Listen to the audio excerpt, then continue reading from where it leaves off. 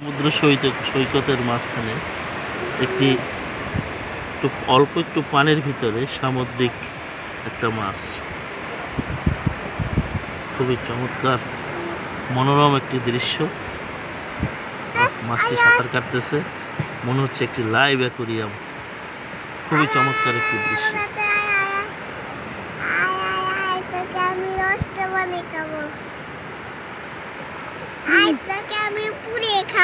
হাত দাও, শিলা হাত দাও, হাত দাও।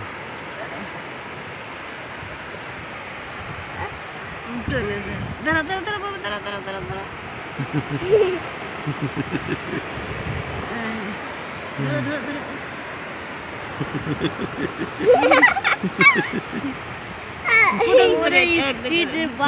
আমি নোয়াতে পারছি না, নাহলে ধরতে পারতাম।